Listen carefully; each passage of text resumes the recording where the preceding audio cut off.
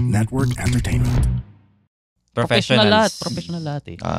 Ang nagkataon lang architect, kung hindi naman kami sa onte, kaso nga lang pag architect kasi, hindi nila nakikita agad yung output namin. Kasi kami nagde-design. Puro drawing. Si engineer andun sa site. Kaya pala hindi ka niyayayang lumabas. Drawing ka kasi ng drawing. Totoo. Drawing eh, di ba? Totoo. Sabi mo, sige, diretso na ako. Tapos biglang drawing lang pala. Totoo. So, baguhin natin yung stereotype na yun. Lipat natin sa engineer.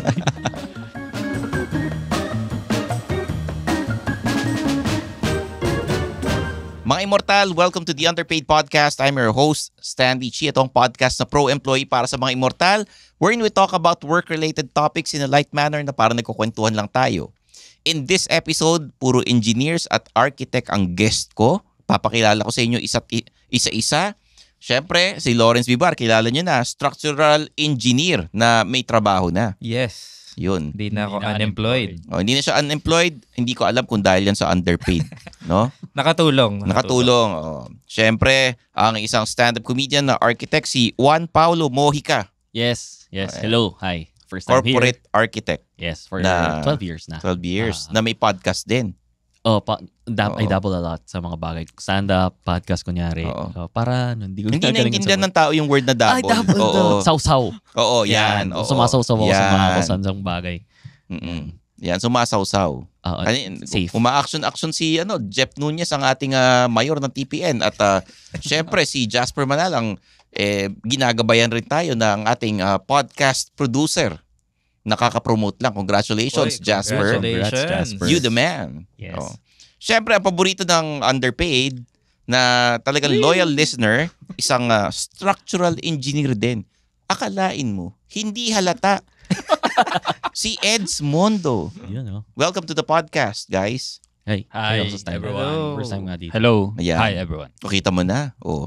Ikaw tong medyo maselan sa audio tapos hindi ka lumalapit sa mic. Oo.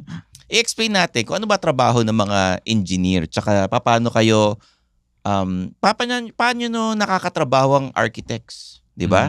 Simulan natin kay Lawrence na isang structural engineer.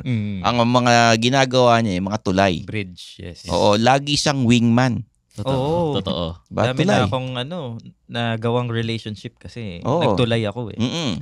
Ikaw yung nagtulay. Yes. Yung sa Jones Bridge. Diba? Mula Manila hanggang Chinatown. Ano pa? Santa Cruz Bridge. Santa Cruz. Quiapo Bridge. Totoo to? Hindi.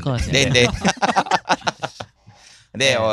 Lawrence, paki-explain naman. Sige. So, dun sa dati kong work, I've met a lot of engineers and architects. So, lagi kaming may collaboration, interface. For example, sa stations nung MRT. Yan. So, merong mga laging collaborative yung work ng stations of structural. the MRT. Akala ko Station of the Cross, ha? Iba pa yun. Iba pa yun, ha? Pangmahal na araw pala, no? Pili ko sakto lalabas to sa mga mahal na araw na. Hindi naman siguro. Hindi naman. Anyway, next week. Ayan. So, yan. Laging nag-work together ang engineer sa architect to make sure na pasok sa design. So, merong standards. At the same time, hindi nagko-conflict yung architectural design at structural design.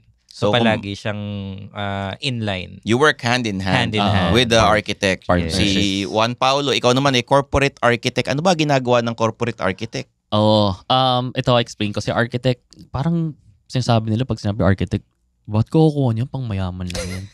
Diba? Sa Pilipinas, hindi engineer eh. Pagka gusto mo ng bahay, lapit ka kay engineer. Pero actually, ang totoong practice, pag may gusto kong patayo, kay architect ka muna lalapit.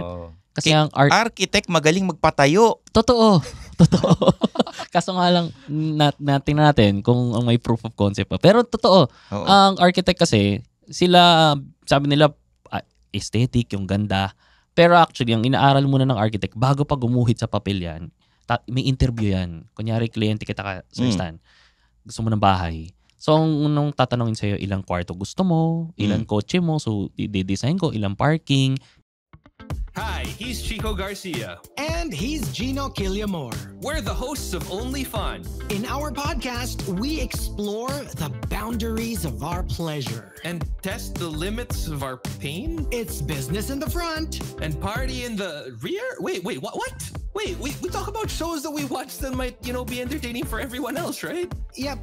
That's what I said. Check out our podcast. New episodes out Wednesdays and Fridays. No drama, only fun.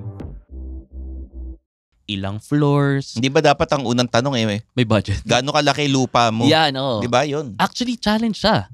Oh. Kung mga architect sabihin pag gaano kalaki lupa mo, tapos sinabi mo yung mga gusto mo sa akin. 20 square meters. Gusto Yan, ko ng 4 na parking. Para parking. Patayo. Good luck. Patusok. Good luck. Yun. So yun yung architect. So we are the designer. Nagde-design kami. May space yan. I-compute namin yan. 20 square meter lupa mo. Oo. Tapos, Space kaya program. kailangan medyo honest kami. So sabihin namin sa'yo, medyo imposible yan. Oo, yeah, Doghouse pwede. So yun yung gagawa namin. After noon, pag may design na, nagkasundo na tayo sa design, sa kulay, gano'ng kalaki, lalapit kami kay Lawrence at kay Sir Eds para sila yung magsasabi na gano'ng karaming bakal and semento. concrete. Tapos meron ka pang mga ka-partner na interior designer. Yes, sila yung diba? after. Sino Oo, pa yung finishing mga set.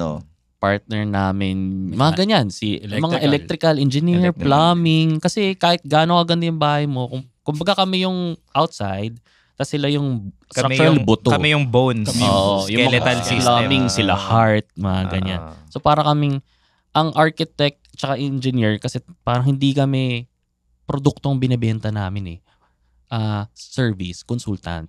So para pag doktor, lalapit ka, Dok, inubo ko papaubihin ka. Ito yung bibigay ko sa'yo. So parang architect, mainit yung bahay namin, gusto namin ganito. Binibenta namin yung napag-aralan namin. Yung system na i-apply. Oo. yung expertise ninyo. Yes. So, ngayon naman si Eds naman, structural engineer din. Pero mga building. Yun. Oo. Actually, related din kay Paolo. Oo. Mas marami siyang Magkamag-anak kayo? Hindi, actually, nagkataon lang na dati kong office mate si Paolo. Sa isang engineering, engineering architecture design. engineering, Oo. So similar kayo ng Company. ginagawa ni Lawrence, pero ikaw building siya tulay. Oo, pataas si Eds, ako horizontal. Horizontal. Oo, kaya pala marami kang anak. Gawa ka ng gawa. Tama. Oo. Patayo ng patayo, 'di ba? Oo. Magaling magpatayo. Malaki ba sweldo ng engineer? Oo. Ito ba? Yung totoo. Ikaw, Eds. Depende. Oh. Depende sa sa level, sa number of years ng experience mo. Oo, totoo. Okay. Siyempre, kung graduate engineer ka, huwag ka mag-expect. So, kasi, Entry level. Pero meron kayong board exams. Yes. yeah, meron. Yes. Si Oo, so architect 5 years ka rin na 5 years din. Tapos yung board exam, nag-review ka pa nun. Yes. Yes, So, meron din. So ang tawag sa inyo, engineer, kayong dalawa. License. Ikaw naman si architect. Yes. Oh, Diba? ito ang difference sa board exam ng architect tsaka engineer. Sila, Pagka-graduate, diretso na. Sa architect hindi pwede. May 2 May years. So, 2 years. bago ka mag-board exam, 5 years yun. So, kailangan mo muna mag-experience ng 2 years bago ka makapag-board exam. So, Okay. medyo kailangan para Actual practice. Kanino ang mas malaking sweldo? Sa architect o sa engineer? Depende sa Hindi, yung project. kunyari, kailan kayo nag-graduate, pwede nyo namang sabihin kung magkano yung naging sweldo nyo dati. Based sa Diba? entry level. Entry level, Oo, oo. entry level. Nung time na nag-graduate ka, Oo. Lawrence, Unang trabaho ko, 15,000. 15,000, anong taon to? Ano sweldo ni? 2015. Malaki yan. Malaki pa ba yun sa Oo. entry level? Hindi, mas bata kasi ako. Ikaw, So, Eds, Ako, 12,000. talaga. 12,000, anong taon to? 2006. 2006. Ikaw, Juan Paulo. Mga ako, start ako nag-work 2008. Mga nasa 10 lang nun. Mababa nga sa 10K. Mababa sweldo ng architect. Kaya, penging... Pero nung lumipat ka sa Oo. Swear. Pero sa yung tingin ng tao sa inyo, ano yung mas mataas? Ano yung mas matimbang? Architect o engineer? Depende sa project. Sa Pilipinas kasi na context, mas ang engineer eh. Kasi Mas sikat. sila mas visible sa site. Mas sikat. Sila yung mas nakikita mong kasama nung ni Manong na nag-hukay. Sila yung nakikita mong... Yung engineer ang mga taga-mando, ganun. Oo. Si architect kasi, kaya medyo... Si architect sa aircon dapat di lumalabas ang bahay. May diba? bisita lang yan. Bisita, nasa ano lang yan eh. Patingin-tingin lang yan. Oy, ayos ba yan? Tapos pagdating sa site, mga aaway pa. Oo. Mali. Pero actually hindi. Dapat ang pantay lang yung tingin na respeto ng tao sa architect. Kasi we're all professional lahat. Professional lahat eh. Ang nagkataon lang architect, kung hindi naman kami sa onte, kaso nga lang pag architect kasi, hindi nila nakikita agad yung output namin. Kasi kami nagde-design. Puro drawing. Si engineer andun sa site. Kaya pala hindi ka niyayayang lumabas. Drawing ka kasi ng drawing. Totoo. Drawing eh, di ba? Totoo. Sabi mo, sige, diretso na ako. Tapos biglang drawing lang pala. Totoo. Oo. baguhin natin yung stereotype niyan. Lipat natin sa engineer. O kasi pag sila sumasama, puro naman sila patayo ng patayo. So tumadami lang yung mga... Kasi yung mga immortal, hindi naman lahat, no? Hindi naintindihan ko yung pinakaginagawa talaga ng engineer. Basta alam lang namin, engineer. Yung mga kaibigan ko, yung mga kaklase ko dati sa Chinese school, nag-engineering sa Lasal. Pero hindi tumutuloy. Bakit? Talaga. Nagbe-business. Either nagnenegosyo, nagbebenta ng insurance. No? Nagtataka ako kung bakit. Kasi iniisip ko, pag engineer, mataas ang sweldo. Diba? Parang may title ka. No? Ano sa tingin niyo yung reason kung bakit yung iba hindi tumutuloy? Siguro yun na rin sa salary. Medyo matagal tumaas ang sweldo ng engineer. At maybe isa architect din. Siguro it would take at least 3 to 5 years bago ka makalipat sa isang international company. Usually, international company, dun tumataas yung sweldo. Oo. Saka ito, i-add ko lang din. Nung bago akong graduate, so i-discuss ko lang bakit magkaiba kami ng profession ni Lawrence. Parehas kami structural engineer, pero siya sa bridge, ako sa buildings. Actually, parehas kami civil engineer. Sa civil engineering, ito yung dilemma ko that time. Anong trabaho yung gusto ko?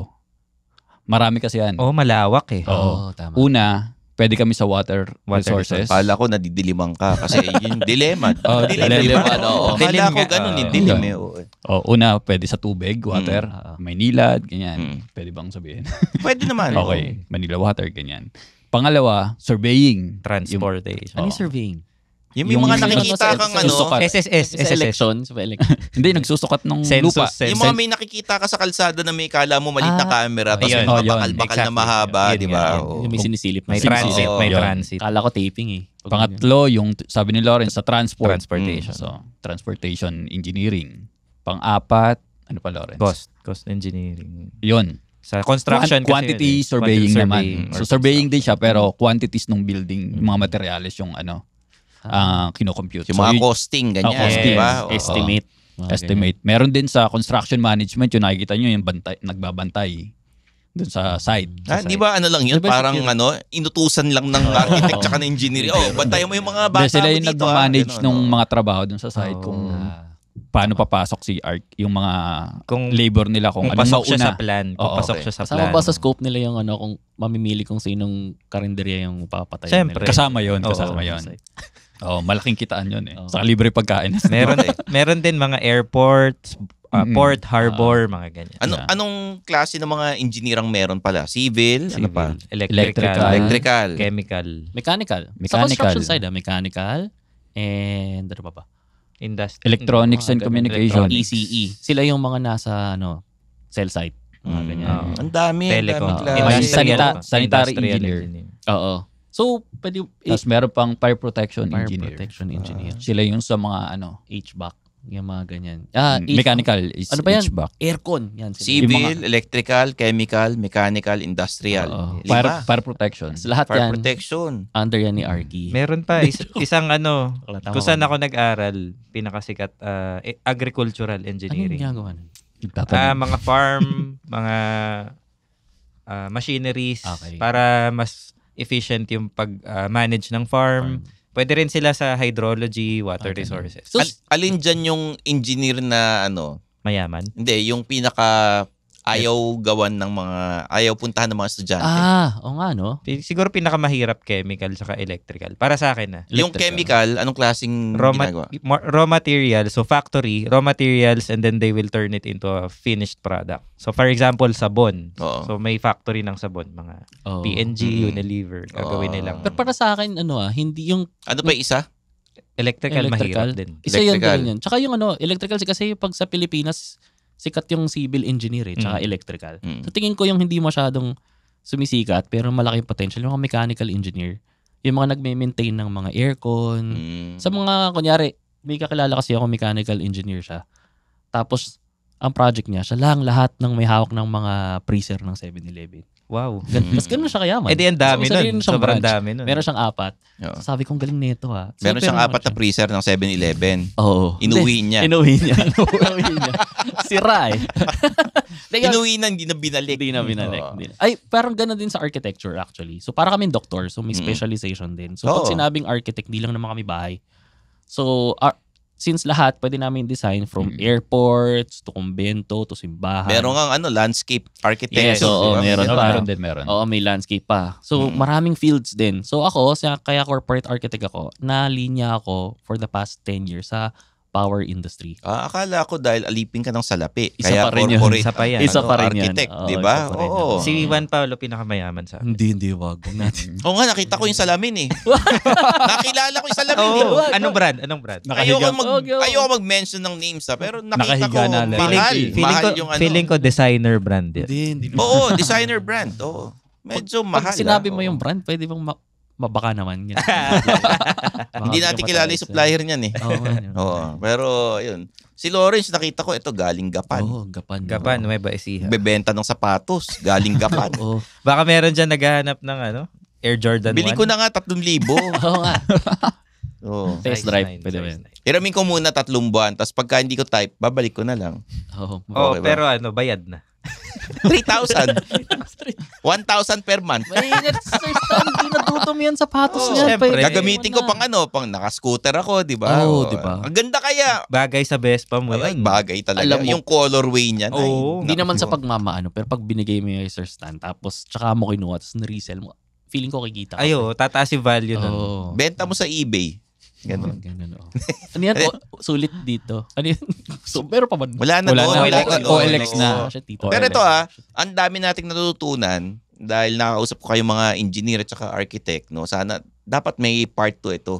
Oo. Yun naman yung kitaan. Kasi kanina sabi niya, pinag-usapan na natin yung sweldo eh. Oo. 'Di ba? So ito mga immortal, kung gusto niyo makita yung part 2, subscribe to the Underpaid Podcast, leave a comment, rate the podcast, i-share niyo sa mga tao, tsaka nasa YouTube tayo ngayon ha.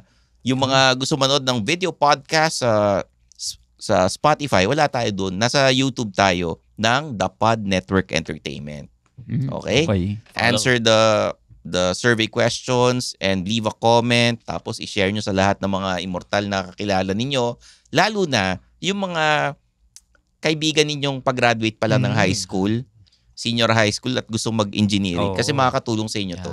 Engineering architect, okay? So there you have it for Eds Mondo, Juan Paulo Mojica, and Lawrence Vivar. I'm your host, Stanley Chi, and this is the Underpaid Podcast. Yes.